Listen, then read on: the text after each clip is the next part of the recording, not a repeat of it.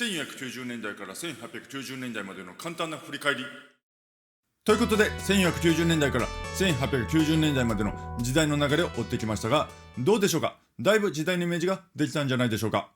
そして一旦時代に対するイメージができましたら、今後は美術館とかに行って実際に絵を見たり、または音楽を聴いたり、オペラを映像でも良いから見たりすることによって、さらにイメージがしっかりと定着するようになるのが実感できると思います。さらに今回紹介しきれなかった芸術家や作品や情報に新しく接する機会がありましたら、それらが今までよりも理解しやすくなっていると思います。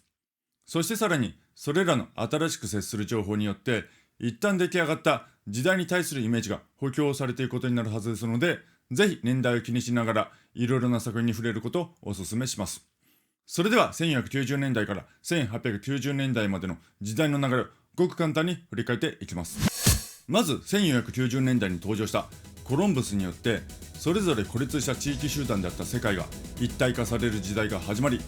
同時にレオナルド・ダ・ヴィンチの登場によって世紀ルネサンス時代が幕を開けました。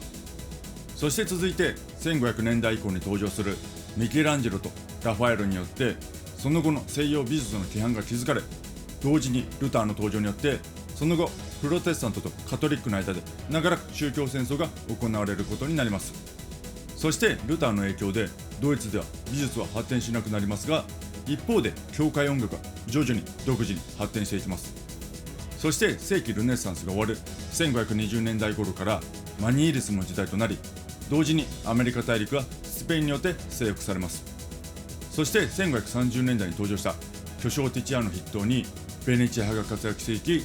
16世紀中盤は世紀マニエリスムの時代となります。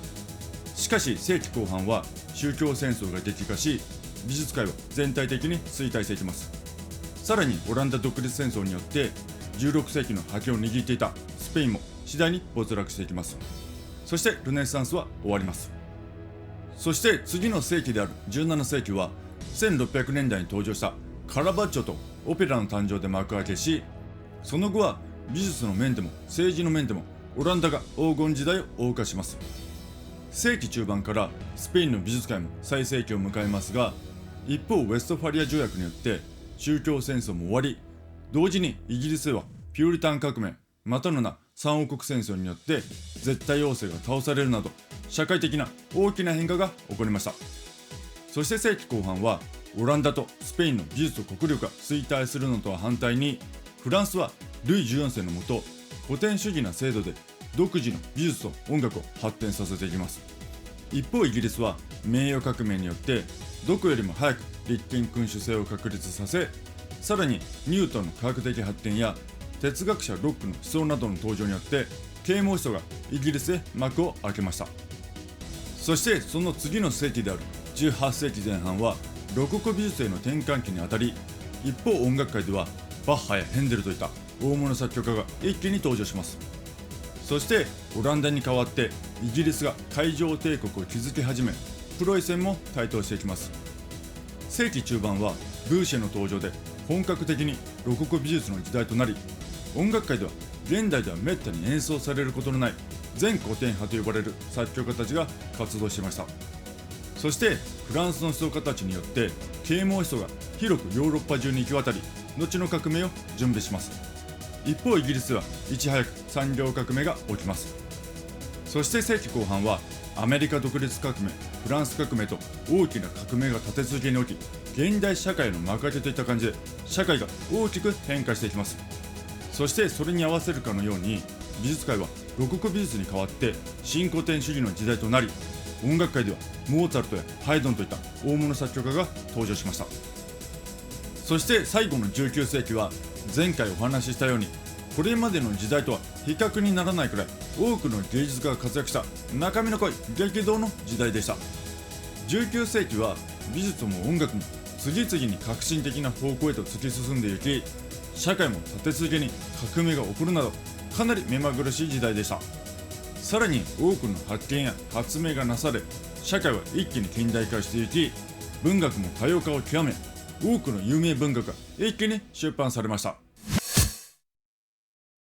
そしてこのように西洋美術といわゆるクラシック音楽の歴史を追っていくと、それらが現在一般に考えられているような高尚な芸術とはだいぶ違った印象を受けますよね。実際は画家も作曲家もいかに注文主が気に入るような作品を作るか、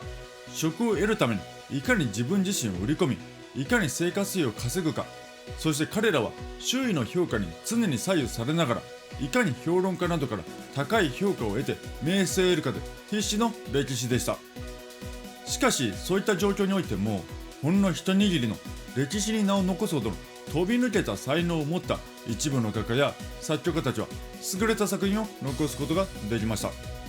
このような状況は現在でもほぼ同様で、現代社会において生活を送るためにはお金が必要であるため、結局お金に結びつかないと芸術活動を始めることも続けることもできないか、極めて困難です。たとえどんなに優れた作品を作ったとしても、それが商売にならないと生活ができないため、その人は新たな作品を作り続けることができなくなるので、よってそれらの作品が世に知られる可能性もなくなります。このようにどんなに純粋な気持ちでお金を稼ぐことを度外視して作品を作ったとしても、それで芸術家たちが生活できない限りはそのジャンルは消されていくことになりますし、逆にそのジャンルで大きく稼げるときはそれがブームになり、ブームになるからこそ多くの人々が参加するため、その中から優れた芸術家が輩出されやすくなるのだと思います。それは例えば18世紀以前とは異なり、19世紀は楽譜やコンサートによって大きく稼げるようになったため、多くの優れた作曲家たちが登場でき、百花繚乱の時代となったように、20世紀以降のロックポップも同様にレコードや CD、ライブでさらなる大金が稼げたため、多くのさまざまなミュージシャンが登場しましたが、21世紀以降はインターネットの普及に伴ってミュージシャンが音楽で生活していくことが困難になったため、音楽界は長らくくたばってしまっているという状況を見てもそうだと言えると思います。というわけで、自分の才能を生かすとか好きなことをして生活をしようとするならば、どんなに崇高な理念を持っていたとしても、現在の社会状況では残念ながらお金になる方法がないと極めて難しいので、その方法を見つける必要があるかと思います。